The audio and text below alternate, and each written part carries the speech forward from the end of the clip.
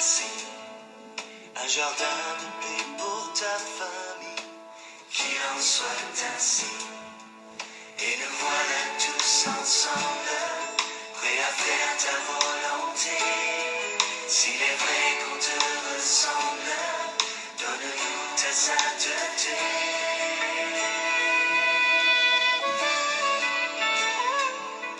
Tu as voulu tes enfants heureux, qu'il en soit ainsi. Un amour sincère au fond des yeux, qu'il en soit ainsi. Nous ne sommes pas capables, donne-nous de nous aimer, que nos vies soient acceptables, selon tes desseins parfaits.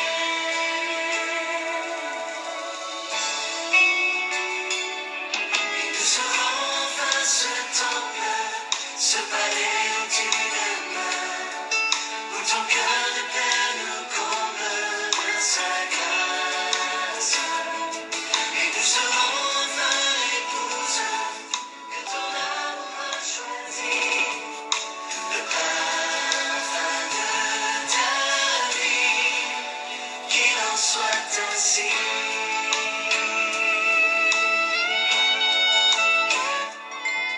Tu as voulu ton trône établi, qu'il en soit ainsi, et ton règne sur tout le pays, qu'il en soit ainsi. Nous irons dans ta confiance, enflammés de ton esprit, encadrés dans ta puissance, le salut de Jésus-Christ.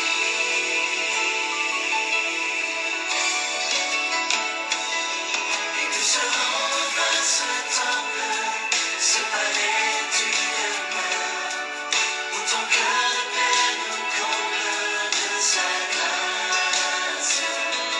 Et nous serons enfin l'épouse que ton amour a choisie, le parfum de ta vie, qu'il en soit ainsi. Qu'il en soit ainsi.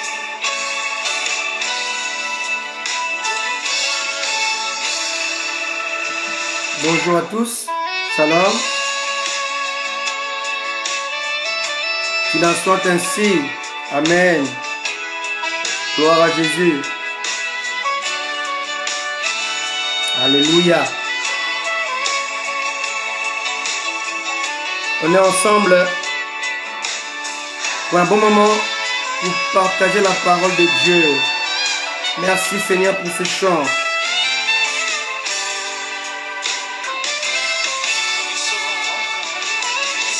Bonjour à tous, shalom.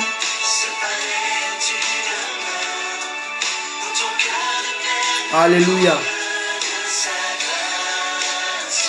Merci Seigneur. Nous serons enfin l'épouse que ton amour a choisie, Le parfum.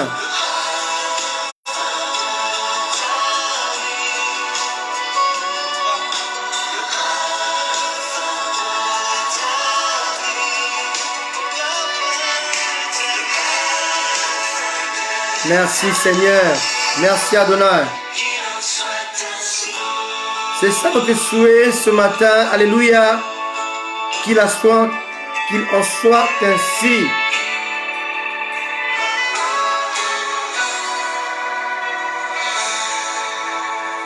Amen. Je vous salue au nom de Jésus.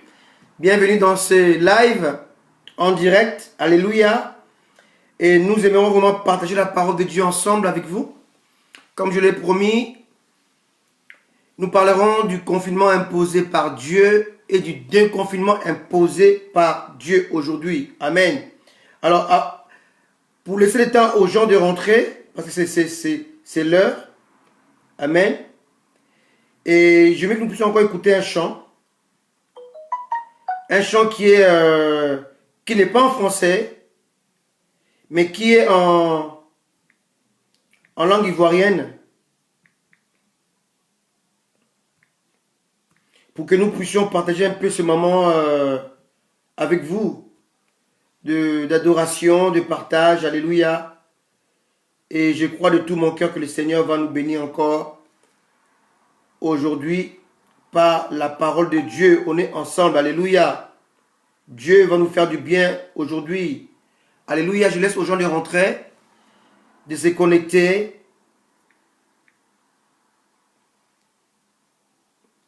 La chanson de notre sœur Constance, alléluia, qui chante dans sa langue maternelle, mais qui vraiment qui nous fait du bien. Comme quoi, on n'est pas obligé de comprendre, mais notre esprit comprend ce qui est dit dans la chanson. Alléluia. Savourez ces chants. Savourons cela ensemble. C'est une langue ivoirienne. Mais mon âme tressaillit quand j'écoute ça.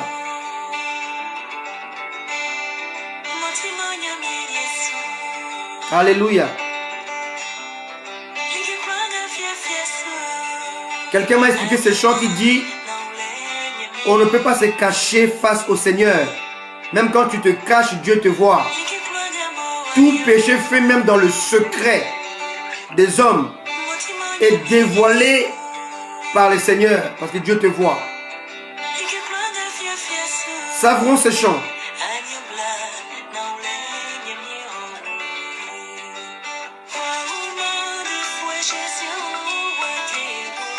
Alléluia.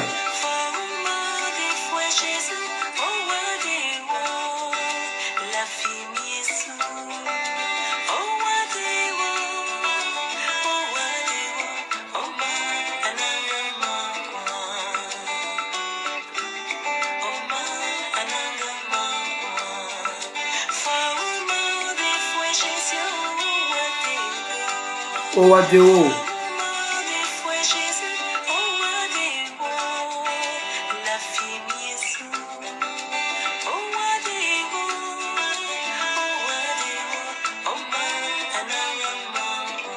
Alléluia.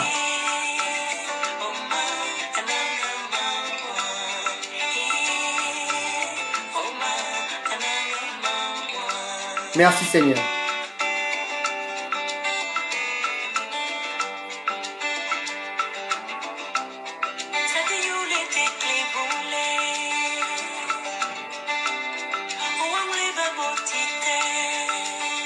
Alléluia.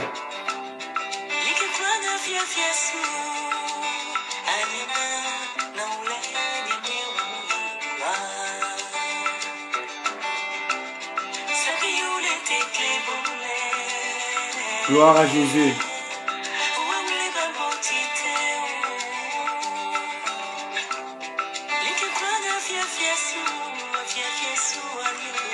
Continuez à vous connecter, à le partager ce live. Alléluia.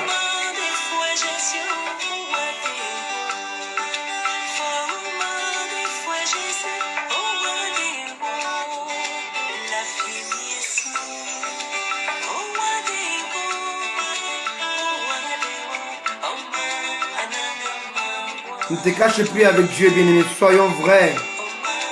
Sois vrai avec le Seigneur.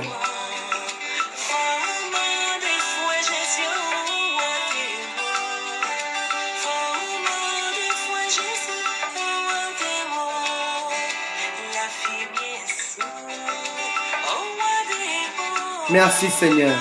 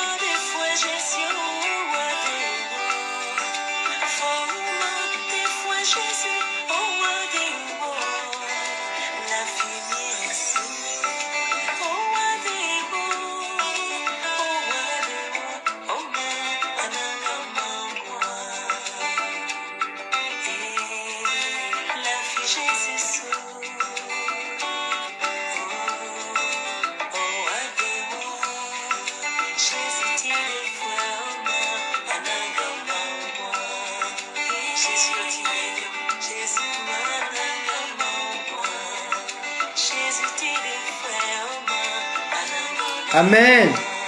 Gloire à Jésus. Merci Seigneur. Une très belle chanson. Amen. Même si on n'est pas obligé de comprendre les paroles, mais notre esprit comprend les paroles parce que l'esprit comprend toutes les langues du monde. Alléluia. Gloire soit rendue à notre Seigneur. Je vous salue tous.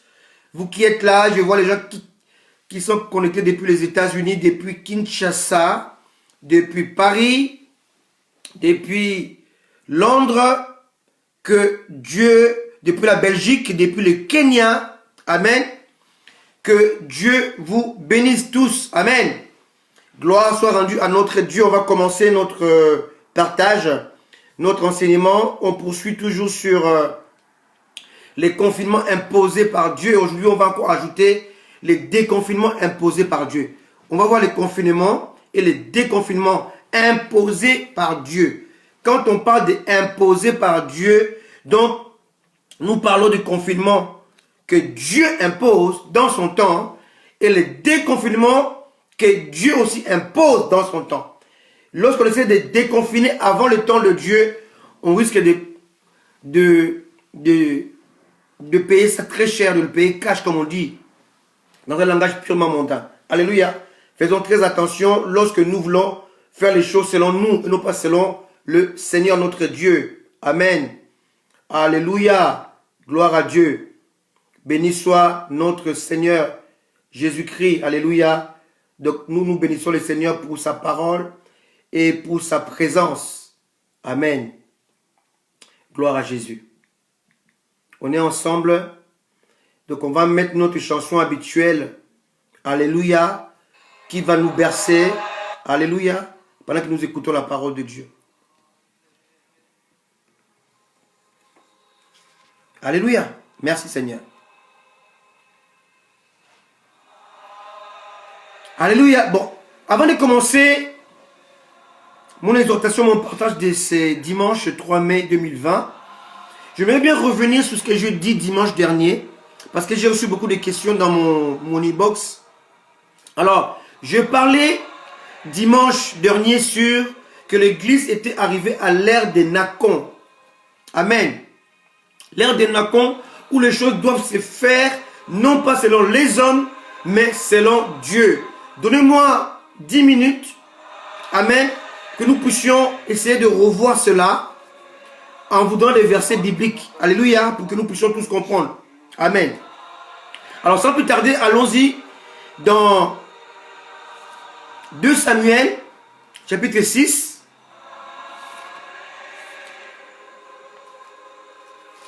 2 Samuel 6. Alléluia. Le verset 1. Gloire à Jésus. Amen. 2 Samuel 6, verset 1. David rassembla encore toute l'élite d'Israël au nombre de 30 000 hommes. Et David, avec tout le peuple qui était auprès de lui, s'est mis en marche depuis Balé-Juda pour faire monter de là l'arche de Dieu, devant laquelle est invoqué le nom de l'Éternel des armées, qui réside entre les chérubins au-dessus de l'arche. Verset 3. Alléluia. Amen.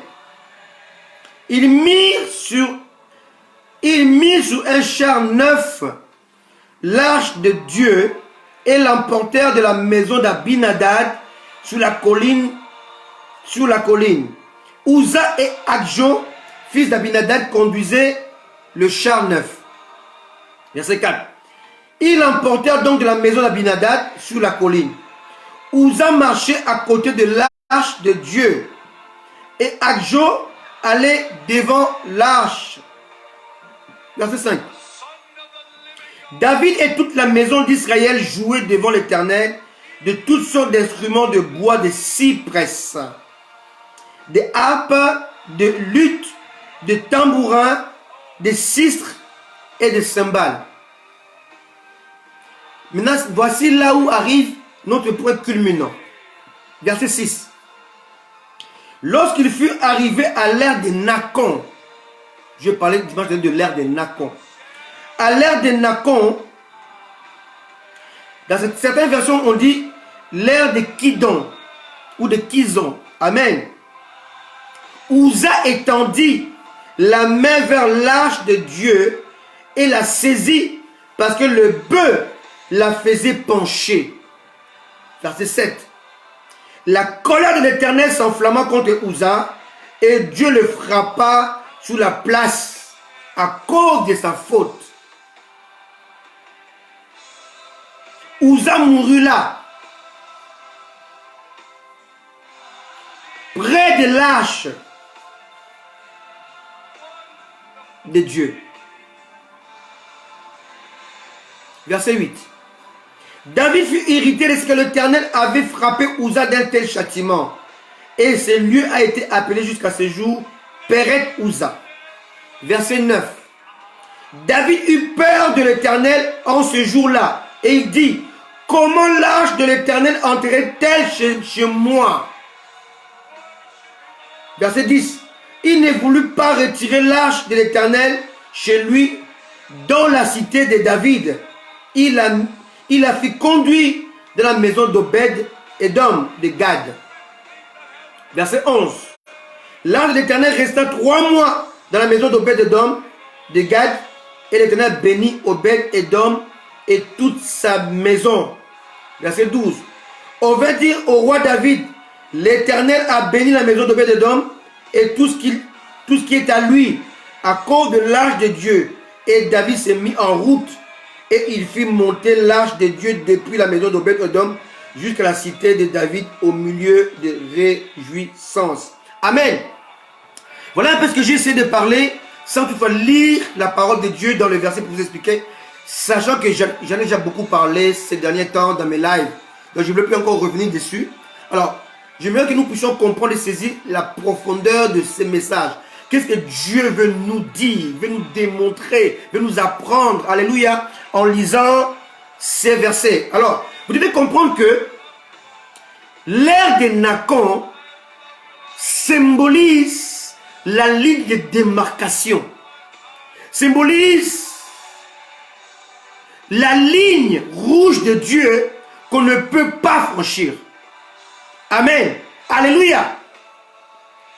Alléluia.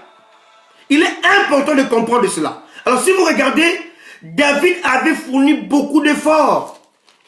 On commence à regarder en détail. Il a rassemblé 30 000 hommes pour transporter l'arche. Deuxièmement, verset 3, il a pris un char neuf. Amen.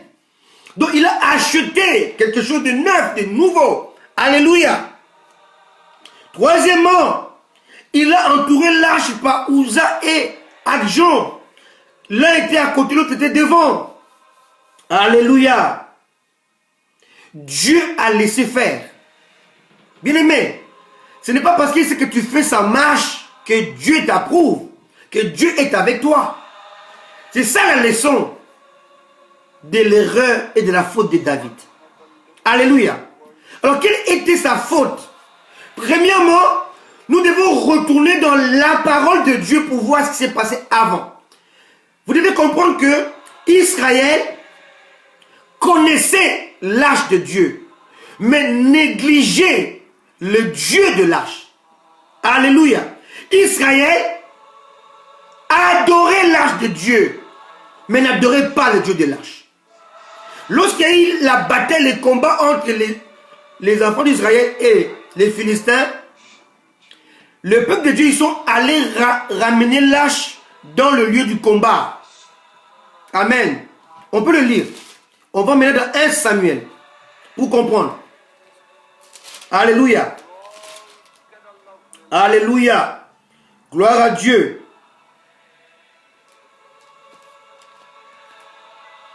Allons dans 1 Samuel 4.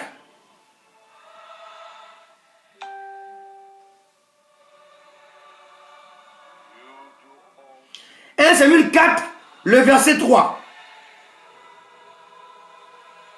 Non, lisons le verset 2. Les Philistins se rangèrent en bataille contre Israël et le combat s'engagea. Israël fut battu. Allô? Israël fut battu par les Philistins qui tuèrent sur le champ de bataille environ 4000 hommes. Amen. Verset 3. Le peuple, on est dans 1 Samuel chapitre 4, verset 3. Le peuple entra au camp et les anciens d'Israël dirent: pourquoi l'Éternel nous a-t-il laissé battre aujourd'hui par les Philistins? Allons chercher à Silo l'arche de l'alliance de l'Éternel, qu'elle vienne au milieu de nous et qu'elle nous délivre de la main de nos ennemis. Écoutez très bien, ce n'est pas Dieu qui délivre, mais c'est lâche. Alléluia. Voilà la première erreur. Ils ont négligé Dieu. Ils ont rejeté les dieux de lâche, mais ils se confient à l'âge de Dieu comme une sorte d'idole, comme un vainqueur, comme une chose qui vient les délivrer. Alléluia. Amen. Amen. Et beaucoup le font avec l'huile d'onction aujourd'hui. Ce n'est plus Dieu qui guérit au nom de Jésus, mais obligatoirement l'huile. C'est exactement la même chose. Ils ont dit: allons chercher l'arche, qu'elle vienne nous délivrer. Or, non pas Dieu de l'arche qui délivre, mais c'est l'arche de Dieu. Amen. Et l'arche était devenue une sorte d'idole. Alléluia. Ils ont rejeté le Dieu de l'arche et ils se sont confiés à l'arche de Dieu. Amen. Alléluia. Et on peut continuer. Verset 7. On saute, hein, prenez un peu vite. Le verset 7. Les Philistins eurent peur parce qu'ils crurent que Dieu était venu dans le camp. Lisez bien les Écritures. Les Philistins ont eu peur non pas de l'arche de Dieu, mais du Dieu de l'arche. Alléluia. Amen. Les gens n'ont pas peur de vous, bien-aimés. Ils craignent, ils respectent le Dieu que vous prêchez. Ils respectent le Dieu que vous enseignez. Ils respectent le Dieu que vous servez. Satan n'a pas peur de vous. Satan a peur de celui qui habite en vous. Il n'a pas peur de moi. Mais il redoute le Dieu que je sais, le Jésus que je proclame, le Jésus que j'enseigne. Voilà de quoi, à qui Satan a peur. Mais souvent nous écartons de cela. Nous croyons que les miracles, les prodiges, les bénéfices de toutes ces choses nous reviennent. Loin de là. Et c'est là où les hommes sont piégés. Israël était piégé à cette fait. Il se confiait à l'arche de Dieu et le prenait pour celle qui devait la délivrer. Et les Philistins aussi considéraient l'arche de Dieu comme le Dieu de l'arche. Or, l'arche de Dieu était dépouillée de Dieu. Alléluia. Amen. Pourquoi? Parce que le sacrificateur, le souverain sacrificateur Élie et ses fils avaient profané l'arche de Dieu, avaient profané la présence de Dieu, et le Dieu de l'arche avait quitté son arche. L'arche de Dieu est partie dans le combat sans le Dieu de l'arche. Et les Philistins, ils ont eu peur. Verset 7. Les Philistins eurent peur parce qu'ils crurent que Dieu était venu dans les camps. Ils disent: malheur à nous, dirent-ils, car il n'en a pas été ainsi jusqu'à présent. Malheur à nous, qui nous délivrera de la main de ces dieux puissants. Ils ont dit: ce sont ces dieux qui ont frappé les Égyptiens et de toutes sortes de plaies dans le désert. Les échos de Dieu étaient parvenus dans les oreilles de ses ennemis, de ceux de son peuple élu. Alléluia. Verset 9. Fortifiez-vous et soyez des hommes philistins, de peur que vous ne soyez asservis aux Hébreux comme ils vous ont été asservis. Soyez des hommes et combattez. Les Philistins livrèrent bataille. Israël fut battu. Alléluia. Remarquez bien ici, Israël fut battu sans lâche. Il fut battu avec lâche. Chacun s'enfuit dans sa tente. La défaite fut très grande. Il tomba d'Israël 30 000 hommes de pied. Alléluia. Réalisez bien votre Bible. Alléluia. Au début, il n'y a pas eu 30 000 hommes de pied qui étaient morts. Il y avait eu 4 000. Et là, il y a 30 000. Alléluia. Il y a eu 4 000 sans hache. Pardon, il y a eu 4 000 tués sans lâche et 30 000 tués avec lâche. Que cela puisse nous donner une réflexion. Ils étaient soi-disant avec Dieu. Ils ont perdu 30 000 personnes. Ils sont allés sans Dieu. Il y a seulement 4 000 qui étaient morts. Amen. Verset 11. L'arche de Dieu fut prise. Et les deux fils d'Élie, Ophni et Phiné, moururent. Et voilà que la femme maintenant de l'un d'eux, alléluia, amen, va dire, elle va être enceinte, elle a enfanté un fils, au verset 21, elle appela l'enfant Ichabod, en disant, la gloire est bannie d'Israël. C'était à cause de la prise de l'arche de Dieu et à cause de son beau-père et de son mari, Ophni. Amen. Alléluia. Elle dit, la gloire est bannie d'Israël, car l'arche de Dieu est prise. Quelqu'un me comprend? Alléluia. Alléluia. L'Église continuait en déployant les effets de Dieu et en excluant le Dieu de ses effets. En parlant de l'arche de Dieu, en oubliant que le Dieu de l'arche avait été dépouillé de son arche. L'homme avait pris le contrôle.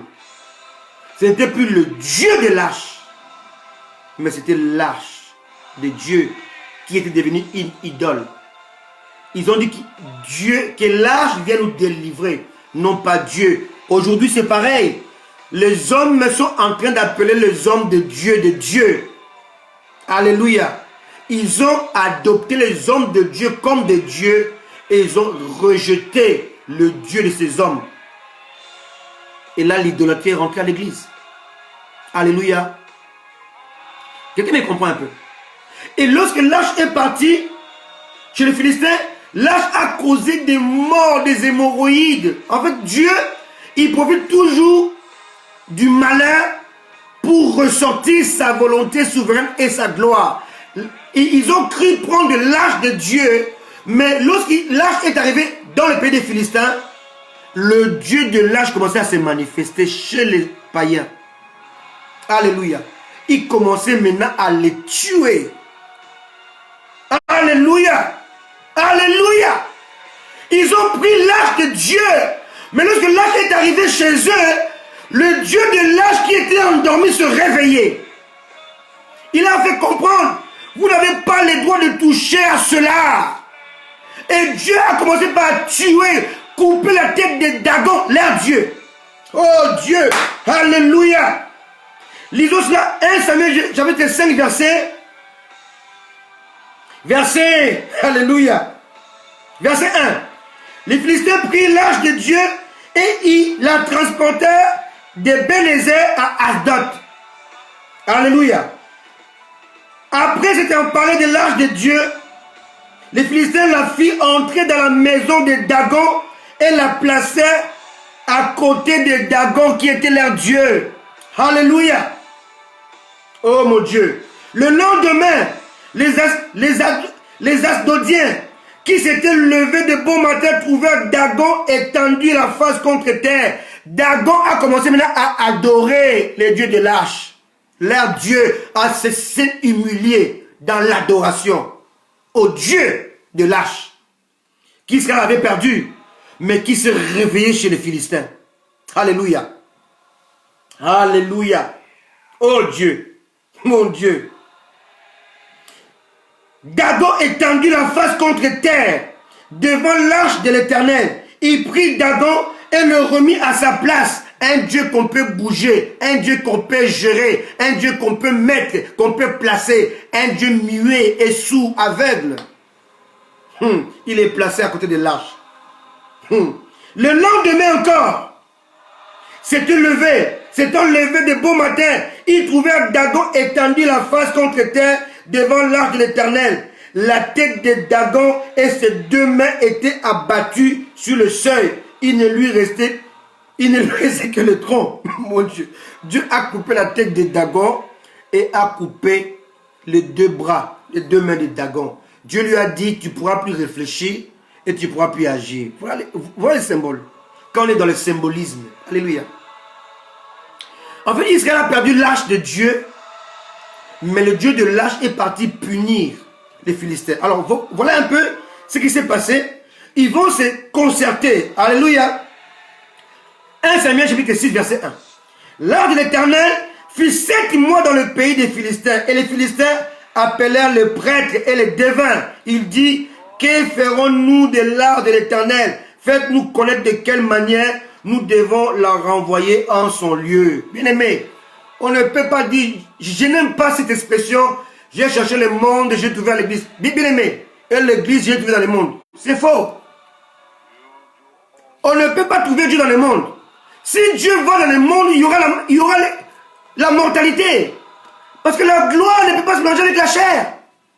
Amen. Si Dieu rentre dans le monde aujourd'hui, sa gloire va détruire le monde. La gloire de Dieu, c'est sa pureté. C'est la puissance. Amen. Le peuple d'Israël a dit, Moïse, dis à Dieu de te parler de toi, qui ne parle pas de peur que nous mourions. La gloire de Dieu peut te faire sortir les intestins. Amen. On ne blague pas avec la gloire de Dieu. Amen. Et là, j'ai resté 7 mois. Voici les versets 7. Amen. Verset 7. 1 Samuel 6, verset 7. Maintenant, faites un char de tout. Faites un char tout neuf. Prenez 2 vaches qui allaitent et qui n'aient point porté le joug. Attelez les vaches au char et ramenez à la maison leurs petits qui sont derrière elles. Vous prendrez l'arche de l'Éternel et vous la mettrez sur le char neuf. Vous placerez à côté d'elle dans un coffre. Les objets donc que vous donnez à l'Éternel en offrande pour le péché, puis vous la renverrez et elle partira. Vous pouvez les poursuivre jusqu'au verset 21. Alléluia. On va voir que les païens, ils ont consulté leurs magiciens, leurs devins, leurs prêtres païens, satanistes. Ils ont dit, c'est Dieu qui amène la mortalité chez vous. Alléluia. Le seul moyen de stopper cela, il faut renvoyer l'arche en Israël. Vous devez prendre 2 vaches. Parce que les vaches qui allaitent n'abandonnent jamais leur veau. C'est impossible. Et ces vaches-là maintenant allaient en Israël en beulant, en poussant des cris de douleur. Et il y avait une force qui les poussait. Alléluia. Et ils sont arrivés en Israël. Amen. Et on les a sacrifiés. Maintenant, chapitre 7, verset 1. Les gens de Kirjarim vinrent et firent monter l'arche de l'Éternel. Il l'a conduit dans la maison d'Abinadab, sur la colline, et il consacrait son fils Eliezer pour garder l'arche de l'Éternel. Il s'était passé bien du temps depuis le jour où l'arche avait été déposée à Kirjarim. 20 années s'étaient écoulées. Alors, toute la maison d'Israël poussa des gémissements vers l'Éternel.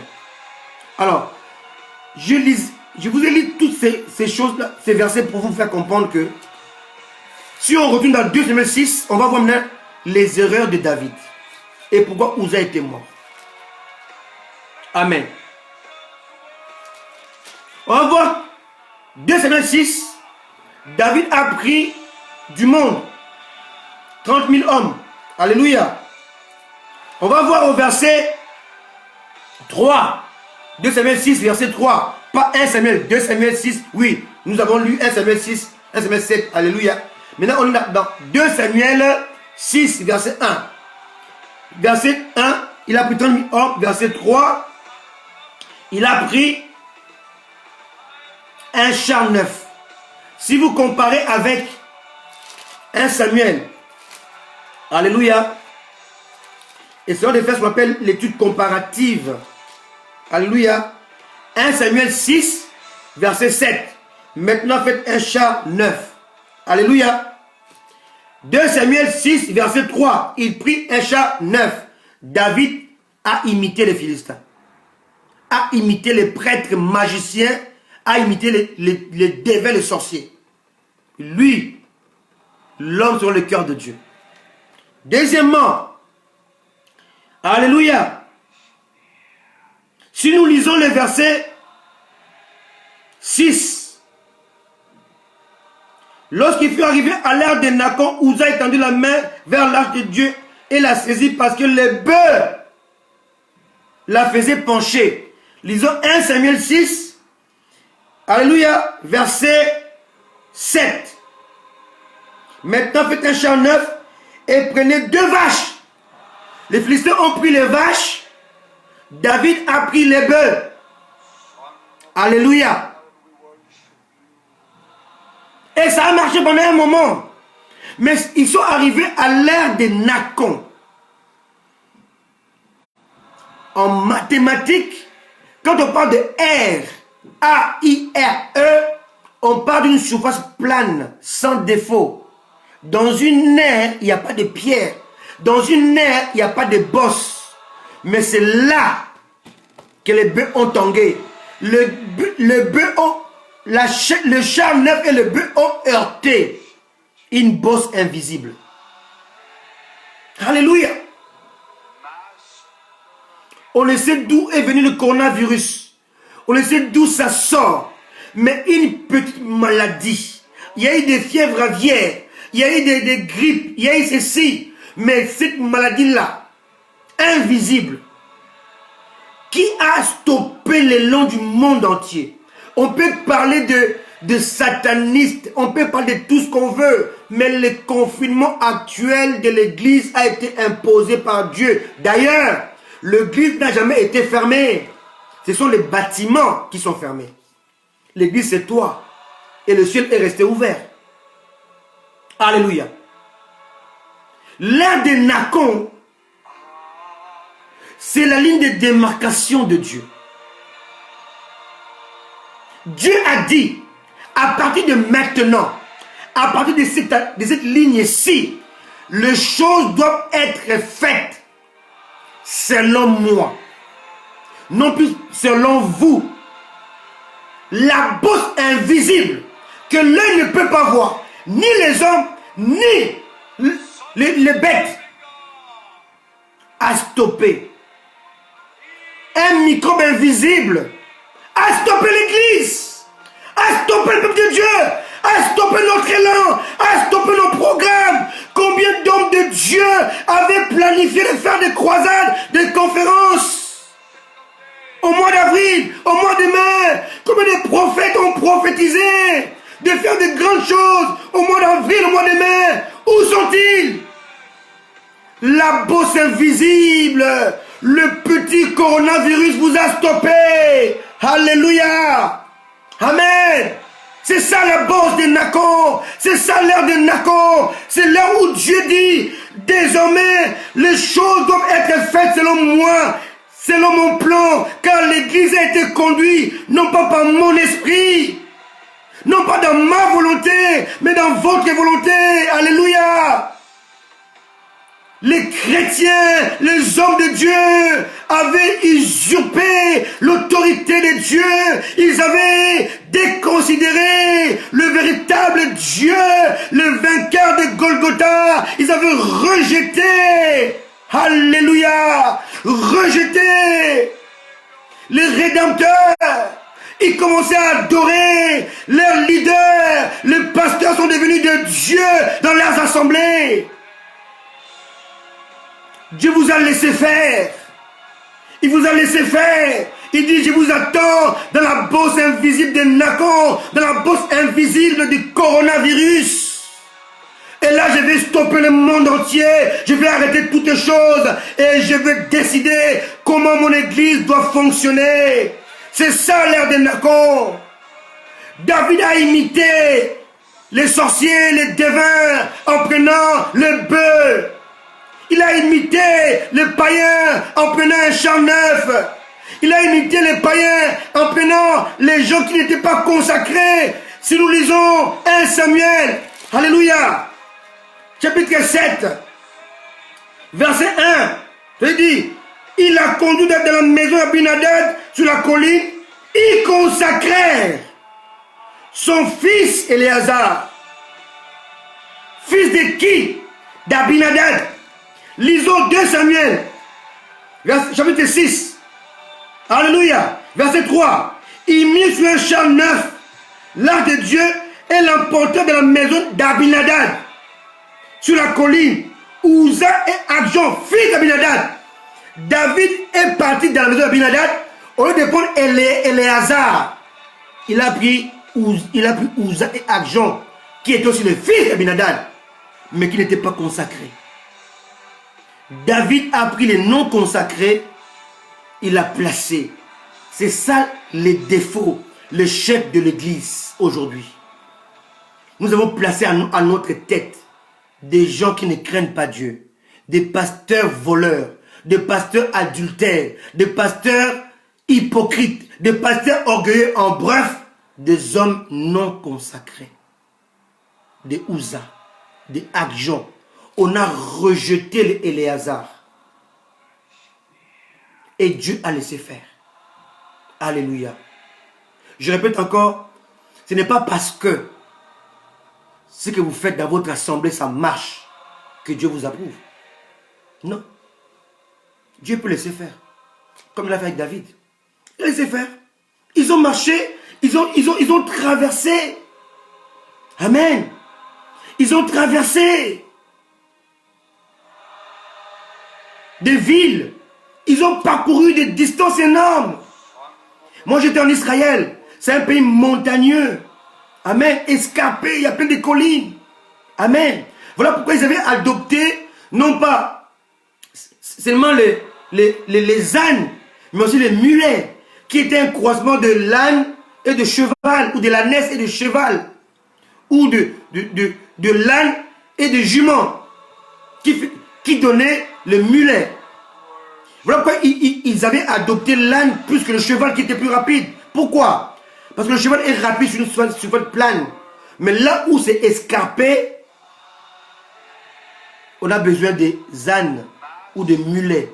Alléluia. Parce qu'ils ont des pattes, ils sont plus robustes que le cheval par rapport aux montagnes. Alléluia. Les bœufs ont tangué, ont bougé l'arche. Ils ont heurté une bosse que l'œil de David n'a pas vue, l'œil de Uza n'a pas vu, l'œil de Adjon n'a pas vu, les yeux de bœuf n'ont pas vu. C'était la bosse de Dieu. Le petit coronavirus, un microbe invisible à l'œil nu, a stoppé le monde, a stoppé l'économie du monde entier, a stoppé l'église dans sa vie charnelle, dans sa considération charnelle. Dieu a stoppé cela. Confinement imposé. Amen. Bon, voilà, je voulais que nous puissions revoir cela avec des versets pour que vous puissiez comprendre. Lorsque je vous disais que l'église est arrivée où a atteint l'ère des Nacon. L'ère des Nacon, c'est la ligne rouge de Dieu. C'est la ligne de démarcation que Dieu a tracée. Où Dieu dit, les choses se feront comme moi je veux. Non plus selon vos pensées, non plus selon votre raisonnement, mais selon ma pensée. Selon mon esprit. Alléluia. Alléluia. Alors c'est ça que je voulais parler. Deuxièmement, je vais aussi revenir sur ces deux attitudes de cultiver l'Éden et cultiver la terre. Amen. Je reviens sur les versets que j'ai dit dimanche dernier. Gloire à Jésus. Amen. Lorsque Dieu a créé l'homme, alléluia. Amen. Genèse 2, verset 15. L'Éternel Dieu prit l'homme. Amen. Et le plaça dans le jardin d'Éden pour le cultiver et pour le garder. J'ai beaucoup expliqué ça amplement, en long et en large cela. Amen. Et on voit aussi que lorsque l'homme et la femme ont péché, alléluia, Dieu les a envoyés hors du jardin afin de cultiver la terre. Genèse chapitre 3, verset 23. Et l'Éternel le chassa du jardin d'Éden pour qu'il cultive la terre d'où il avait été prise. Alors, j'essaie d'expliquer un peu en long et en large sur le fait de cultiver l'Éden. Cultiver l'Éden veut dire cultiver la présence de Dieu. Cultiver les dieux du jardin. Alléluia. Amen. Alléluia. Quand on cultive l'Éden, on cultive la présence de Dieu parce que Dieu n'était pas dans la terre, il était concentré. Sa présence était confinée dans l'Éden. Amen. Je l'expliquais dimanche dernier aussi. Quand on devait cultiver le jardin, c'était pour propager la gloire qui s'y trouvait, afin que cette gloire se propage sur toute la terre. Selon Habakkuk chapitre 2, verset 14. La terre sera remplie de la connaissance de la gloire de l'Éternel. Alléluia. C'était ça le choix de Dieu. Alléluia. C'était ça le but de Dieu. Alléluia. Mais l'homme n'a pas compris ça. Amen. L'homme n'a pas cultivé les jardins. Et l'homme n'a pas compris comment Dieu lui avait imposé les confinements. L'homme voulait aller au-delà des confinements. Alléluia. Et ça, c'était un péché. C'est exactement ce que David a fait. David n'a pas consulté Dieu. Or, si nous lisons ce que nous avons lu tout à l'heure dans 2 Samuel 6, on va voir que 3 mois après le confinement de l'arche chez Obed-Edom, David a réussi à transporter l'arche. Comment il a fait? David est parti justement regarder pendant le confinement la parole de Dieu, ce que Dieu voulait. En fait, ce que Dieu voulait se trouver dans Nombre 4, verset 5. On peut le lire avant de continuer. Nombre 4, le verset 15. Amen. Et ce que David a trouvé en fait. Et lorsqu'il a trouvé cela, le principe, ce que Dieu avait imposé comme principe pour transporter l'arche. Et lorsque David avait trouvé ces versets ou cette écriture, il a réussi à transporter l'arche de Dieu. C'est verset 10 ici. Nombre 4, verset 15. Après qu'Aaron et ses fils auront achevé de couvrir les sanctuaires et tous les ustensiles du sanctuaire, les fils de Kehat, et non pas les vaches, et non pas les bœufs, viendront au départ du camp pour les porter, mais ils ne toucheront point les choses saintes, de peur qu'ils ne meurent. Telles sont les fonctions des porteurs imposées aux fils de Kehat dans la tente d'assignation. Donc vous devez comprendre ici que Dieu a imposé même à ce qu'ils portaient l'arche de ne pas toucher l'arche. Et Uza, qui ne portait même pas l'arche, qui n'était même pas consacré à oser toucher. En fait, il était responsable de sa mort provoquée par son ignorance. Beaucoup aujourd'hui meurent à cause de l'ignorance. Uza est mort par ignorance. Uza est mort à cause de l'ignorance de David. Alléluia. Il est mort à cause de l'ignorance de son propre père, Abinadab. Alléluia. Alléluia. C'était ça, on dit imposé aux porteurs de l'arche. Ils étaient 4 fils de Kehat. 4. Et le 4 fils de Quête était l'image des 4 chérubins qui portent le trône de Dieu. Comme j'ai déjà dit dans mes lives, le trône de Dieu n'est pas comme ma chaise. Elle n'est pas comme ça. Non. Le trône de Dieu ici, c'est le chérubin. Et ici, c'est le séraphin. Amen. Dieu, il est assis sur le chérubin. Il pose son dos sur le séraphin. Ceux qui m'ont déjà suivi, je l'ai déjà dit dans mes lives. Alléluia. Bientôt, je reviendrai dessus pour vous en parler en long et en large. Alléluia. Dieu, son trône n'est pas fait comme le trône de roi. Non. De la terre. Dieu, il est assis sur le chérubin et il s'adosse sur le séraphin. Alléluia. Amen. Gloire à Dieu. Voilà. J'essaie de faire comprendre aux gens un peu pourquoi je parle de l'ère des Nacons. La limite de l'ère des Nacons. La limite, la ligne rouge, la ligne de démarcation de Dieu qu'on ne peut pas passer. Aujourd'hui, c'est le confinement. Alléluia. C'est notre ère des Nacons en nous, dans notre époque. On doit comprendre cela de cette manière-là. Alléluia. Donc, je reviens encore sur un autre point dont je parlais, mais beaucoup n'ont pas saisi. C'est sur cultiver l'Éden et cultiver la terre. Alors, bien aimés, lorsque nous réalisons la parole de Dieu, nous allons voir que il y a plusieurs terres. Amen. Allons-y dans Genèse chapitre 1. Genèse chapitre 1. Verset 1. Au commencement, Dieu créa les cieux et la terre. Au commencement, Dieu créa le ciel et la terre. Alléluia. Verset 2. La terre était informe et vide. Il y avait des ténèbres à la surface de l'abîme. Et l'Esprit de Dieu se mouvait au-dessus des eaux. Alors, ici on dit que la terre était informe et vide. Donc il y avait les chaos, les tohu-bohu. Alléluia sur la terre. Alors si on veut admettre que la terre était informe et vide avant que Dieu la crée, comme certains le pensent, comme certains érudits le pensent, et là, on limite Dieu. Si Dieu a trouvé la terre informe et vide, ça veut dire que Dieu n'est pas le créateur de la terre. Il a trouvé la terre. Alléluia.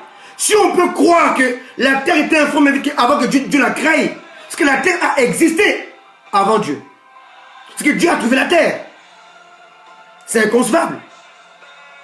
Rien qui existe n'a d'existence qu'en Dieu. Dieu est un être incréé. On peut encore dire que Dieu n'existe que dans nos têtes. Dieu, il est au-delà de l'existence. Il est l'être incréé. Il est plus grand que l'univers. Il dépasse l'infini.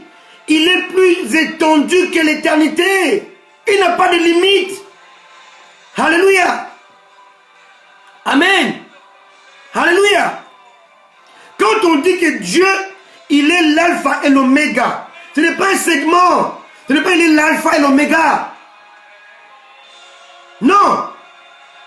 Dieu n'est pas alpha et oméga de cette manière-là. C'est faux. Si Dieu est l'alpha et l'oméga sous forme de segments, c'est que Dieu est limité.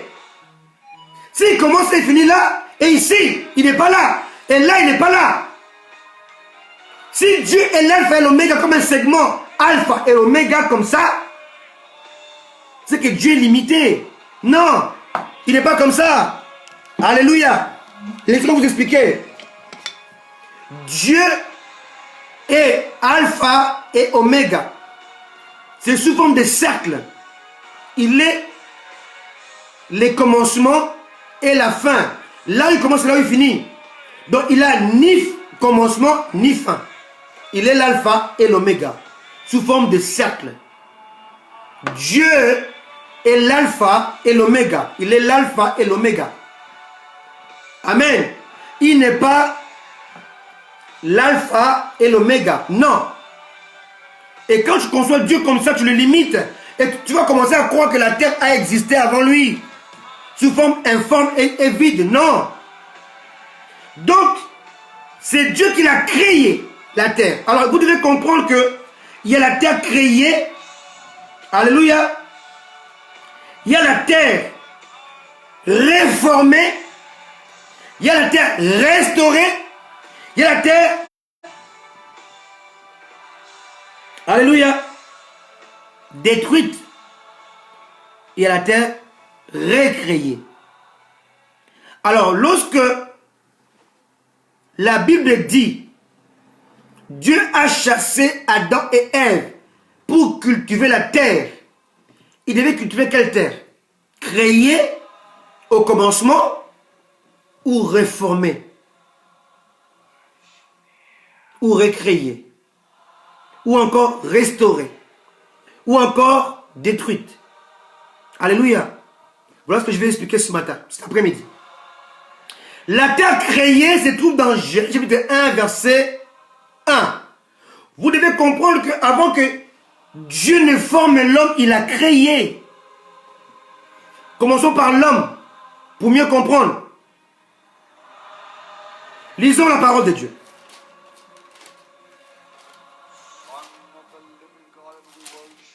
Alléluia. Dieu est bon. Genèse chapitre 1, verset 26. Puis Dieu dit, faisons l'homme à notre image, selon notre ressemblance. Verset 27. Dieu créa l'homme à son image. Il le créa à l'image de Dieu. Il créa l'homme et la femme. Ça, c'est la création. Ce n'est pas la formation. Tournons nos pages. Alléluia. Oh Dieu, tu es bon.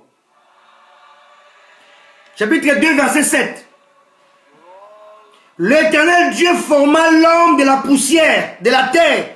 Il souffla dans ses narines un souffle de vie et l'homme devint une âme vivante. Ou encore, l'homme devient un être vivant. Ici, on ne parle pas d'esprit. On parle d'âme. On parle d'être. On parle de la personnalité physique et non pas spirituelle qui a été créée. Et là, on parle de la formation. Dieu a créé et il a formé. L'architecte, avant de concevoir un plan, le plan existe d'abord dans sa tête, avant que ça soit sur le papier. Alléluia. Alléluia. Alléluia. Tu aimes une femme dans ta tête ou un homme dans ta tête avant de l'approcher. N'est-ce pas vrai? L'ingénieur fabrique la voiture dans son esprit, dans sa tête, avant de le mettre sur le papier et de le fabriquer après. C'est 3 étapes. Alléluia. Dieu a créé l'homme dans son esprit et il l'a formé avec ses mains. Après avoir formé, il a soufflé sur l'homme. Vous allez remarquer qu'il a créé l'homme et la femme, mais il a formé l'homme en cachant la femme. Quelqu'un comprend ce que je dis? Si vous comprenez ça, maintenant on peut comprendre comment Dieu a créé la terre. Alléluia. Genèse chapitre 1, verset 1. Amen. Au commencement, Dieu créa le ciel et la terre. Bien-aimés, dans ce ciel-là, il n'y a pas de soleil. Il n'y a pas de lune. Il n'y a pas les étoiles. Pourquoi? Parce que c'est une terre éternelle. Le ciel éternel. On n'a pas besoin du soleil et de la lune. Si vous lisez la parole de Dieu, vous allez voir que Dieu a créé le soleil et la lune pour un seul but. Genèse chapitre 1, verset 16. Non, commençons par le verset 14. Dieu dit qu'il y ait des luminaires dans l'étendue du ciel pour séparer le jour d'avec la nuit. Que ce soit des signes pour marquer les époques, les jours, les années, et qui servent de luminaire dans l'étendue du ciel pour éclairer la terre. Et cela fit ainsi. Dieu fit les deux grands luminaires, et les plus grands luminaires pour présider les jours, et les plus petits luminaires pour présider la nuit. Il fit aussi les étoiles.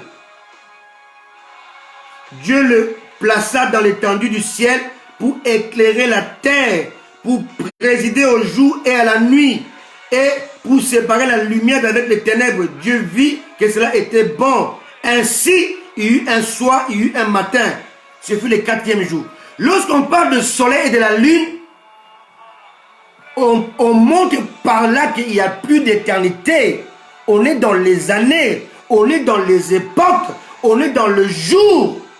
Et lorsqu'on est dans le jour, on n'est plus dans l'éternité.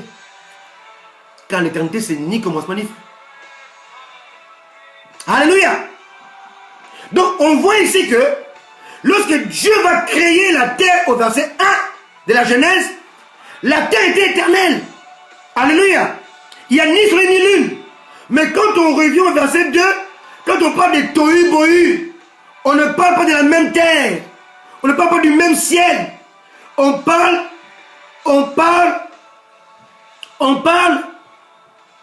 d'une terre polluée. On parle de la terre souillée par le ténèbre. Alléluia. Alléluia. Alléluia. Amen. Amen. Poursuivons un peu. Et comment est-ce que je peux affirmer que la terre de la Genèse chapitre 1, verset 1 était éternelle? C'est simple. Allons dans l'Apocalypse. Amen. Allons dans l'Apocalypse. On va comprendre cela. Amen. Chapitre 21. Verset 1. Puis, j'ai vu un nouveau ciel et une nouvelle terre, car le premier ciel et la première terre avaient disparu, et la mer n'était plus. Amen. Allons-y au verset 23. La ville n'a besoin ni du soleil, ni de la lune pour l'éclairer, car la gloire de Dieu l'éclaire et l'agneau est son flambeau. Alléluia. Amen. Allons encore au chapitre 22, verset 5. Amen.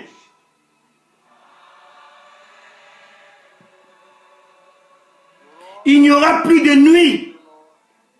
Là, on parle de la nouvelle terre, du nouveau cieux, des nouveaux cieux. Alléluia. Il n'y aura plus de nuit, il n'y aura plus de nuit et ils n'auront besoin ni de la lampe, ni de lumière, parce que le Seigneur Dieu les éclairera et ils régneront au siècle des siècles. Ici, nous sommes dans l'éternité. On est exactement dans Genèse, chapitre 1, verset 1. Une nouvelle terre qui n'a ni soleil ni lune, donc qui n'est plus limitée, qui est éternelle. Or, Genèse chapitre 1, verset 2, on est sur une terre souillée. Alléluia. Genèse chapitre 1, verset 1, la terre est éternelle, la terre elle est pure, elle est sainte. La terre, elle est glorieuse. Dieu règne. Amen. Il n'y a pas de péché. Le péché n'a pas encore atteint la terre. Alléluia. Au verset 2, la terre a été souillée parce qu'on parle de, il était informe et vide. On appelle cela en hébreu Tohu Bohu. Ou bien encore le chaos. Le chaos est arrivé sur la terre et la terre a été polluée. Voilà pourquoi Dieu devait maintenant séparer les ténèbres qui étaient mélangées avec la lumière. Et Dieu maintenant, comme la terre a été souillée, parce que Satan a été chassé du ciel et jeté sur la terre, et quand il a atterri sur la terre, il a souillé la terre. Amen. Vous comprenez? Parce que Dieu ne se mélange pas. Alléluia. Et maintenant là, on parle de ténèbres, on parle de ténèbres. Pas de l'obscurité, le ténèbre. C'est la puissance du mal. Alléluia. Et le Saint-Esprit va descendre. L'Esprit de Dieu descend toujours lorsque Dieu veut agir. Alléluia. C'est très important. Amen. Alléluia.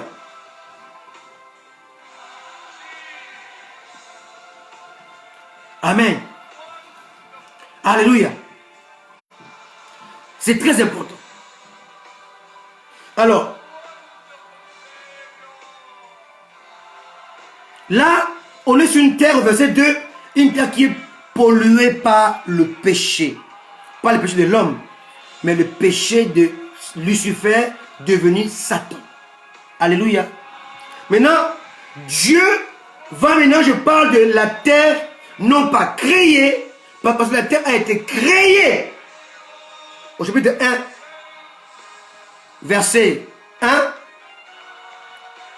et il a été formé. Job 38, allons-y.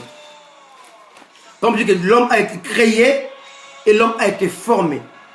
Dieu a créé l'homme dans son image, dans sa tête, dans son esprit, et Dieu l'a formé avec ses mains. Et je vais vous expliquer comment Dieu a formé l'homme. Alléluia. Alors dans Job 38. Job 38. Amen. Verset 4. Dieu parle à Job. Il dit, où étais-tu quand je fondais la terre? Quand j'ai fondé la terre.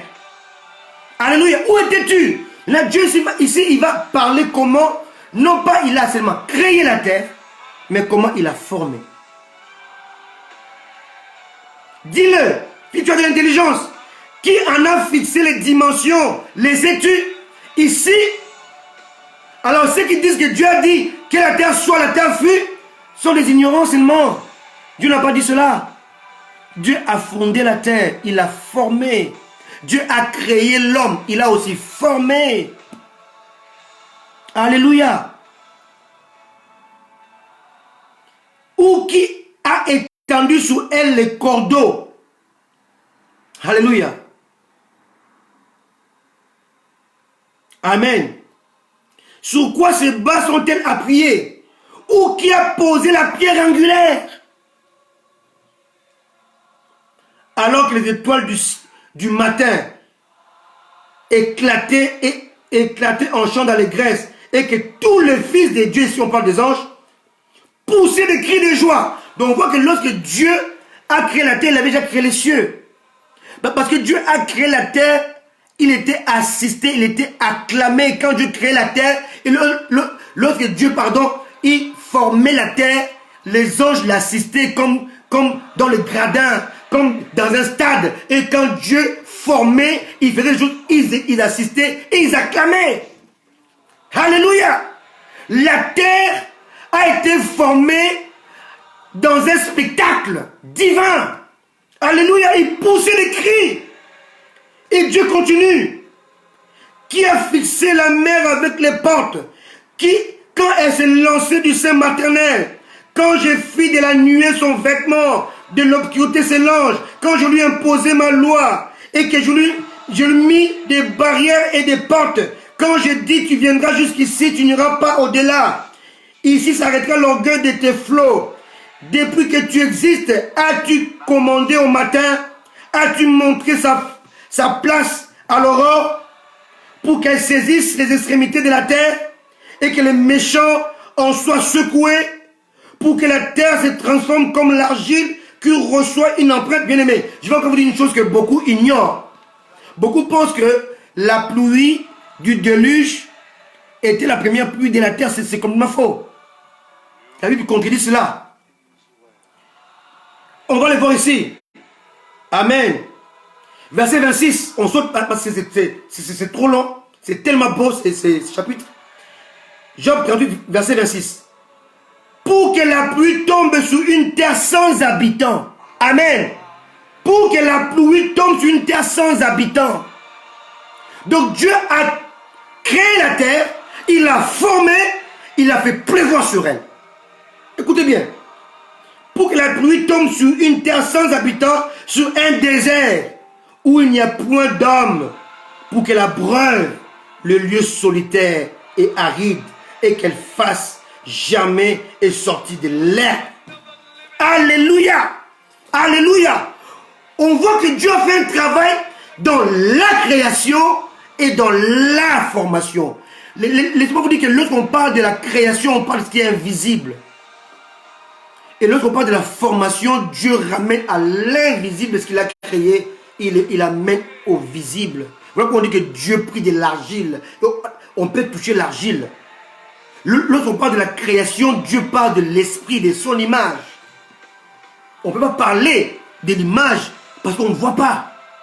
Alléluia. Parce que l'image de Dieu est composée, de capacité de faire le choix que ni les anges, ni les animaux ont ça, le possèdent. C'est ça l'image de Dieu. Tu dois faire le choix entre le bien et le mal. Entre la vie et la mort. L'animal ne peut pas faire ce choix-là et un ange aussi ne peut pas faire ce choix-là. Deuxièmement, l'image de Dieu, c'est avoir une personnalité. Chacun de nous a ses propres empreintes. Chacun de nous a sa propre personnalité. Même tes enfants n'ont pas ta personnalité. Deuxièmement, l'image de Dieu, c'est avoir une raison. Utiliser son intelligence. Agir avec l'intelligence. Amen. Premièrement, capacité de faire le choix. Deuxièmement, personnalité. Troisièmement, raison. Et quatrièmement, l'essence morale. Amen. Alléluia. C'est ce qui est plus important. Donc lorsque Dieu a formé l'homme, il a formé d'une manière matérielle. Quand il a créé d'abord l'homme spirituel. Voilà pourquoi toi qui m'écoutes, tu es d'abord un esprit avant d'être charnel, chair. Alléluia. L'image de Dieu qui est en toi n'est pas physique. Parce que Dieu, chacun de nous a son propre nez, a ses propres oreilles, a sa propre tête. Si Dieu était d'une manière formé comme nous, Dieu, il aurait quel visage? Nous sommes à son image par notre esprit. Amen. C'est très important. Alors je reviens sur cultiver la terre. Vous devez savoir que lorsque Dieu a restauré la terre en mettant les jardins d'Éden dans la terre pour que l'homme puisse en jouir, la terre n'était pas totalement purifiée. Puisqu'il y avait la présence du serpent ancien, du diable. Mais quand vous lisez dans l'Apocalypse chapitre 21, chapitre 22, on va voir que Satan ne sera plus là. Alléluia. Donc la terre là sera cultivée d'une manière comme l'Éden, qui était dans la terre, mais qui n'appartenait pas à la terre. Donc en cultivant l'Éden, on cultivait Dieu, mais en cultivant une terre qui était polluée autrefois, même restaurée par Dieu, mais restait polluée. C'est comme au temps de la loi, le péché était caché par le sang, le péché était caché par le sang, mais jamais ôté. Alléluia. Le péché était accumulé, mais le sang cachait le péché. Amen. Alors qu'au temps de la grâce, Dieu ne voit plus tes péchés, il voit le sang de Jésus-Christ qui a coulé pour toi. Alléluia. Amen. C'est différent. L'agneau a ôté les péchés, mais un agneau couvrait les péchés. La terre restaurée au verset 2 de 1, de Genèse chapitre 1, était restaurée, alléluia, ou réformée, était réformée, afin que Dieu place l'homme sur la terre. Et comme a dit le docteur dans son livre tout à l'heure, Dieu voulait que son image être perpétuée de manière visible. Le Dieu invisible, il voulait perpétuer son image sur la terre. Alléluia. Alléluia. L'Éden était dans la terre, mais n'appartenait pas à la terre. L'église est dans le monde, mais n'appartient pas au monde. Alléluia. Donc il y a des termes que nous devons comprendre qui ne doivent pas nous échapper. Jésus a dit, vous êtes le sel de la terre et la lumière du monde. Le monde n'est pas la terre. Alléluia. On est le sel de la terre. On a la saveur dans la terre. Mais on a la position dans le monde. Vous êtes la lumière du monde, mais le sel de la terre. On doit être le sel pour assaisonner, pour apporter du goût. Mais on doit être la lumière pour avoir une position christique de Jésus. Être la lumière, c'est avoir la position. Être le sel, c'est avoir le caractère. Quelqu'un me comprend? Amen. Je suis le sel car j'ai le caractère du Christ. Je suis la lumière car j'ai la position du Christ. Alléluia. Je suis le sel de la terre car j'ai le caractère du Christ pour perpétuer ou pour affecter ce qui m'écoute, ce qui me fréquente. Je suis le sel, mais je suis la lumière par rapport à mon élévation dans ma mentalité, dans ma conception, dans ma vision, dans ma perception de Dieu. Je suis la lumière. Mais dans mon engagement, dans mon caractère, je suis le sel. Ce n'est pas la même chose. Amen. Je crois que Dieu nous donnera l'occasion, pendant ce live, d'expliquer la parole de Dieu.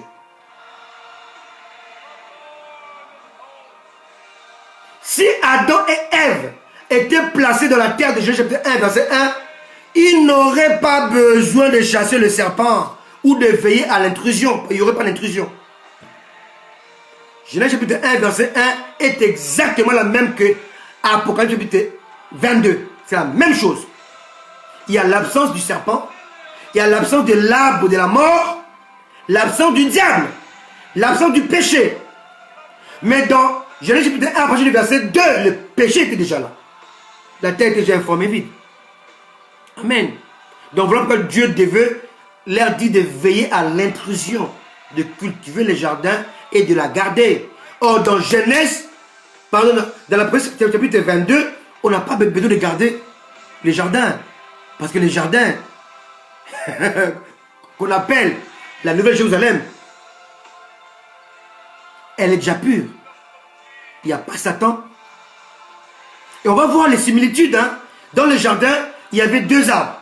L'arbre de vie et l'arbre de la connaissance du bien et du mal qui est l'image du diable. Dans la Nouvelle Jérusalem, l'arbre du diable a disparu. L'arbre de vie est resté. Amen. Alléluia. Dans le jardin, il y avait le soleil. Il y avait la lune. Dans l'Éden. Mais dans la Nouvelle Jérusalem, il n'y a ni soleil ni lune. Éternité. Alléluia. Alléluia. Amen. Alléluia. Nous devons expliquer la parole de Dieu. Car beaucoup lisent, ne comprennent pas les mystères qui sont cachés dedans. Amen. Nous avons besoin d'écouter la parole de Dieu, bien-aimé. Regarde, le temps est passé. Je n'ai même pas prêché ce que je voulais prêcher aujourd'hui.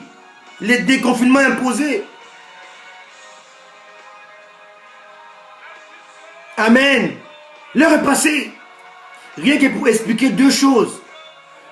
Cela montre, bien aimé, que le monde, l'Église a besoin de comprendre la parole de Dieu. Car il y a des secrets, il y a des mystères, il y a des profondeurs dans la parole de Dieu.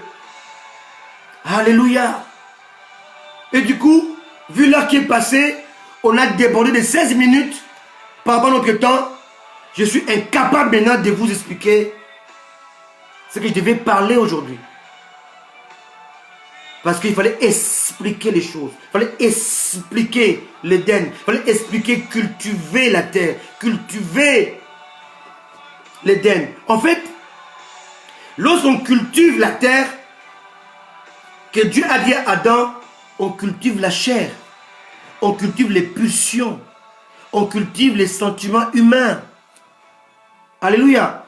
Voilà pourquoi Caïn cultivait la terre. Il était rempli de méchanceté. Parce que la terre a été maudite. A été maudite. Amen. Alléluia. Caïn cultivait une terre maudite. Alléluia. On peut le lire, hein. Je n'invente rien. Alléluia.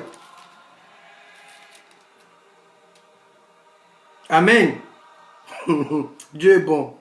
Oh, Dieu est bon. Dieu est bon. Dieu est bon. Alléluia.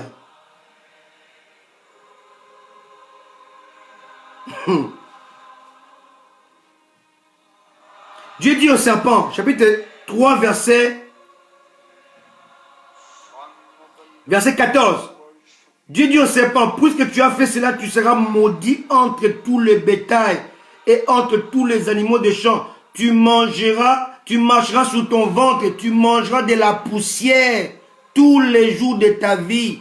Tu mangeras la malédiction. Tu es maintenant un être maudit. Et Dieu va le répéter lorsque Caïn a fait cela. Alléluia. Chapitre 4 de la Genèse. Maintenant tu seras, au verset 11, tu seras maudit de la terre qui a ouvert sa bouche pour recevoir de ta main le sang de ton frère. Quand tu cultiveras le sol, il ne te donnera plus sa richesse. Tu seras errant et vagabond sur la terre. Oui, Inès, c'est insuffisant, je sais. Mais est-ce que les gens sont prêts à rester avec moi encore jusqu'à 15 heures, heure de Londres, 16 heures de Paris? Moi, je suis prêt à rester avec vous. Alléluia. Alléluia. La parole, elle est succulente. Elle guérit les cœurs. Elle combat l'ignorance. Elle détruit l'ignorance. Et quelqu'un qui reçoit la parole de Dieu, prêcher de cette manière-là, avec la révélation du Saint-Esprit, ne sera plus jamais esclave. Ni des hommes, ni des principes, ni de la religion. Alléluia. Tu es libre. Quand tu comprends ces choses. Amen. Alléluia.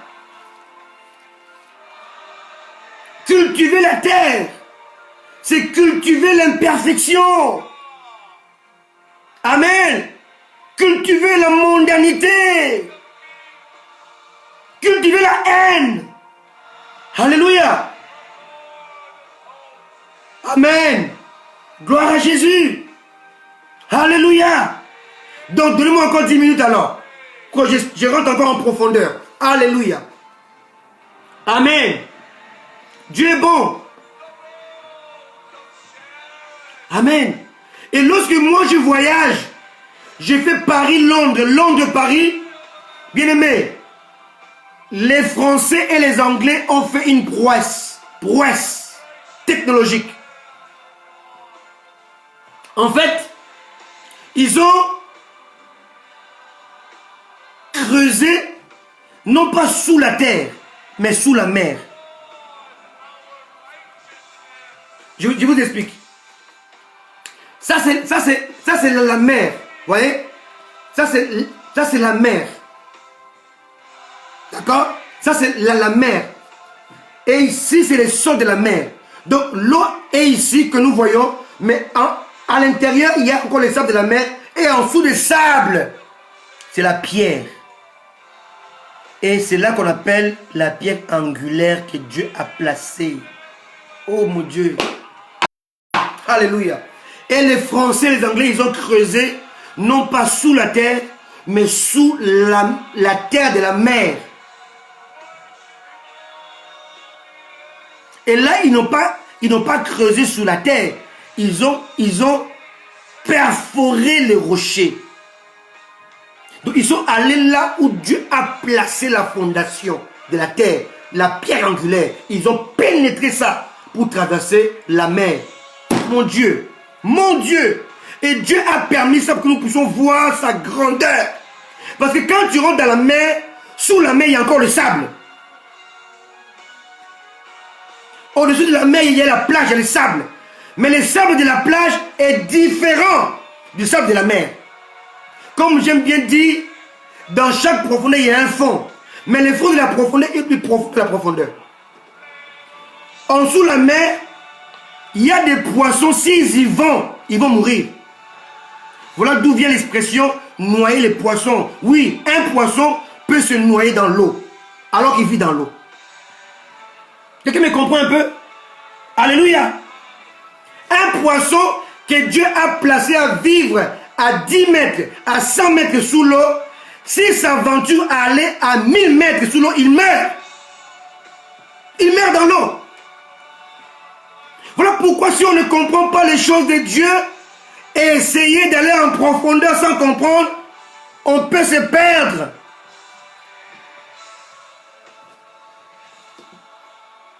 Voilà à quoi sert le temps de confinement. Dieu nous confine pour que nous puissions comprendre les choses afin de passer à l'étape supérieure. Si un poisson qui vit à 100 mètres sous l'eau, dans l'eau, il essaie d'aller à 1000 mètres, il va mourir. Amen. Parce que plus tu descends, plus il y a la pression. Or, Dieu a conçu certains poissons à ne dépasser pas les limites imposées par Dieu. Les confinements imposés par Dieu. Ils seront tous enseignés. Mais il y a des choses qu'on doit enseigner par ceux-là à qui Dieu a enseigné. Si tu veux comprendre par toi-même, tu vas créer ta propre doctrine, tu vas mourir. Amen. Amen. Amen. Amen. Il y a des gens que Dieu a équipés pour cet effet. Il faut les écouter. Il faut prendre la peine de les écouter afin d'apprendre et de comprendre.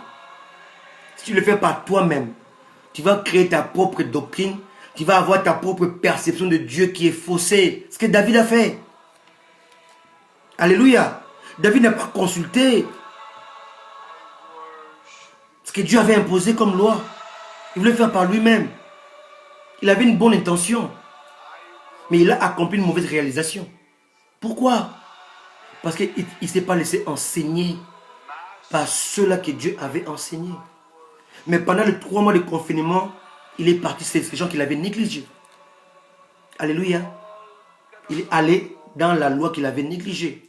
Pourquoi le peuple de Dieu avait perdu la bataille contre les Philistins? Ils ont perdu 100 lâches, 4000 avec lâches 30 000. Pour dire que vous pouvez perdre avec une idole que vous appelez Jésus, que vous appelez Dieu, mais que vous ne connaissez pas. Amen. Parce que pour eux, lâche était celle qui devait les délivrer et non pas le Dieu de lâche. C'est exactement ce qui se passe aujourd'hui. Amen. Alléluia. Les hommes de Dieu sont plus considérés que Dieu. On est exactement ce que dit la parole de Dieu. Il n'y a rien de nouveau sous le soleil. Les hommes de Dieu sont plus suivis, plus écoutés. Il y en a qui ne lisent même plus la parole de Dieu, mais ils écoutent simplement leur pasteur, parce qu'ils sont fans de leur pasteur. Lâche a pris la place de Dieu de lâche dans la tête des enfants d'Israël. Ils vivaient dans le péché, ils avaient rejeté Dieu, mais ils avaient lâche de Dieu. Il y avait plus de morts avec l'arche de Dieu que sans l'arche de Dieu. Alléluia. Alléluia. Dieu a laissé David faire selon la chair. Il a laissé conduire cette assemblée, cette église, soi-disant, entre guillemets, l'église de 30 000 personnes. Est-ce que quelqu'un me comprend? David avait 30 000 personnes qui étaient avec lui dans son désordre. 30 000 les suivaient dans sa démence. 30 000 les suivaient dans sa perdition. 30 000 les suivaient. Alléluia. Dans son ignorance. Aujourd'hui aussi, beaucoup suivent les gens, des hommes de Dieu qui ont la foule. David aussi était suivi par 30 000 personnes. 30 000. Quand je vois mon compteur là, je vois 16 personnes. David était suivi par 30 000 personnes. Mais ils allaient tous dans la perdition parce qu'ils avaient rejeté le Dieu de l'arche. Ils étaient en train de conduire l'arche de Dieu en rejetant le principe de Dieu de l'arche. Donc Dieu n'était pas avec eux. Alléluia. Ils ont rejeté Dieu. Ils ont adopté le Dieu de l'arche. Ils ont rejeté la face de Dieu. Ils ont adopté les mains de Dieu. Un Dieu bienfaiteur, un Dieu qui guérit, un Dieu qui libère, un Dieu de l'huile d'onction, un Dieu de ceci, un Dieu de bougies, un Dieu de bracelets, un Dieu d'eux. mais qui ne connaissent pas, qui n'ont jamais rencontré. La fin sera comme David, à l'ère des Nacon. Bien aimé, l'église a atteint le point culminant, l'ère des Nacon. C'est lui qui va s'aventurer à faire les choses selon lui, selon sa pensée, selon son raisonnement. Aura à faire, non pas à l'arche de Dieu, mais au Dieu de l'arche. Alléluia. Dieu nous aime. Je veux que nous puissions prier le Seigneur. Tout simplement. Que nous prions pour que la connaissance de Dieu qu'il avait promis. Il a dit, Daniel, ne scelle pas les livres, car le temps viendra où la connaissance augmentera. Et ce temps est arrivé, au temps de la fin. Alléluia. Dieu n'a pas menti.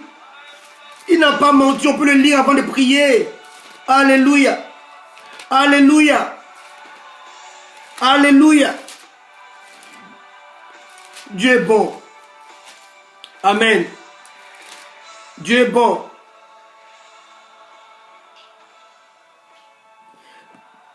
D'abord, Dieu a dit à Daniel ceci. Toi, Daniel, tu as secret de ces paroles. Et scelle le livre. Pardon, j'ai bien dit ça. Scelle le livre jusqu'au temps de la fin. Donc, le livre a été scellé pendant tout ce temps jusqu'à la révélation du Fils de Dieu incarné. Tout était l'ombre. Le livre était scellé jusqu'au temps de la fin. Plusieurs alors le liront quand le livre sera décelé et la connaissance augmentera. Il n'y a point de connaissance aussi longtemps que le livre scellé n'est pas scellé. Il n'y aura pas de persécution, de tribulation sur la terre aussi longtemps que les sceaux qui sont scellés ne sont pas décellés par Christ. Alléluia. C'est lorsque Christ va déceler les sceaux que la colère de Dieu va commencer. Pas avant. Mais la Bible dit l'église n'est pas réservée à la colère, mais à la possession du royaume de Dieu. Amen. Pourquoi? Parce que le livre est encore scellé. Quel livre? Rempli de sceaux.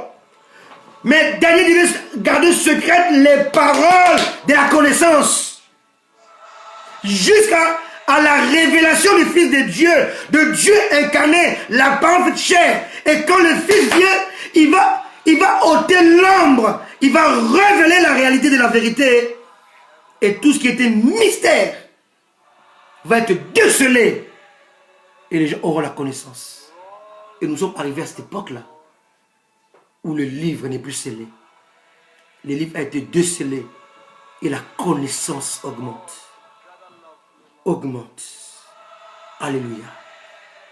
On va prier. Mais je n'ai pas prêché ce que je devais prêcher aujourd'hui. J'ai seulement expliqué ce que les gens n'ont pas compris dimanche dernier. David avait une assemblée ou une sorte d'église de 30 000 personnes. Mais il était dans l'erreur. Il était dans la perdition et dans l'ignorance. La foule, ce n'est pas une preuve que Dieu est avec vous. Alléluia. Alléluia. Alléluia.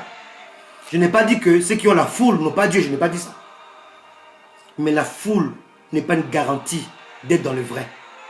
Tu peux avoir la foule et être dans le faux. Comme David, le bien-aimé de Dieu, l'homme sur le cœur de Dieu. Mais il avait négligé la parole de Dieu, le principe de Dieu. Et Dieu l'a stoppé à l'ère des Nacon, à l'ère de confinement. Alléluia. On va prier le Seigneur. Je veux que tu puisses élever la voix là où tu es. Alléluia. De prier avec moi. On va prier pour une seule chose. On va demander à Dieu de ramener la connaissance à l'église. La connaissance de Dieu. De sa parole. La connaissance de l'évangile. La connaissance du Saint-Esprit. Parce qu'aujourd'hui, beaucoup de gens ont bâillonné le Saint-Esprit. Ils lui ont fermé la bouche. Alléluia. Le Saint-Esprit n'a plus le droit de parler. C'est eux qui inventent la prophétie. L'Esprit de Dieu ne parle plus. Ils enseignent leurs pensées. Ils ne parlent plus, les Saint-Esprit. Ils lui ont fermé la bouche. Dieu n'agit plus. Ils lui ont interdit de parler. Ils sont comme au temps de David, de Saül. Il est devenu roi. Il a régné 40 ans. Il ne s'est pas préoccupé de l'arche de Dieu. Saül a régné pendant 40 ans sans penser à l'arche de Dieu. Alléluia. C'est David, lorsqu'il est devenu roi, il a dit, je dois prendre l'arche de Dieu. Je ne peux pas régner sans Dieu. Je ne peux pas régner sans qu'il règne sur moi, sur ma ville, sur mon pays. Viens régner, Seigneur, dans ton église. Prends possession de ton église. Prends le levier de l'église. Commence à conduire ton peuple. Saint-Esprit, ramène la vraie adoration. L'adoration qui pousse les gens à chercher Dieu, à rentrer dans Dieu, à demeurer dans Dieu, à exploiter les effets de Dieu, mais à demeurer dans le cœur de Dieu, afin de dégager le souci de Dieu, les hommes perdus. Nous voulons que l'Église comprenne ces choses. Nous voulons prier pour la vraie connaissance, bien-aimés. L'apôtre Paul a dit, si tu as connu Jésus sur la chair, tu ne peux plus la connaître sur la chair. Jean a vu Jésus avec les cheveux noirs, dans les yeux humains. Mais quand il a vu dans la révélation de l'Esprit, à l'île de Patmos, c'est même Jésus qu'il a vu sur la terre était différent. Il avait les cheveux blancs. Ses yeux comme les flammes de feu. Il avait une épée qui sortait de sa bouche. Alléluia. La perception des gens de Jésus sur la terre était faussée. Jean voyait le fils de Joseph, le fils de Marie. Jean voyait le fils de Dieu. Mais à Patmos, Jean a vu Dieu. Jean a vu Dieu. Le Dieu créateur. Alléluia. Voilà pourquoi je dis toujours, tu ne peux pas le concevoir comme Dieu si tu n'as jamais reçu comme fils de Dieu. Alléluia. Jean l'a connu fils de Dieu. Mais il a été révélé. Dieu s'est révélé à lui. Il n'a pas vu le fils de Dieu. Il a vu Dieu. Les yeux comme le flamme de feu. Le cheveu blanc comme de la neige. Lorsque tu es dans la chair, tu verras seulement le Fils. Et quand tu comprends l'Esprit, tu vois le Créateur. Alléluia. Ça ne se force pas. Ça ne s'invente pas. Ça ne se reçoit pas. Ça se vit. Alléluia. Prie avec moi. Que la connaissance de Dieu entre dans ton esprit. Que la connaissance de Dieu habite en toi. Alléluia. Quelle terre tu cultives? Quelle terre tu cultives?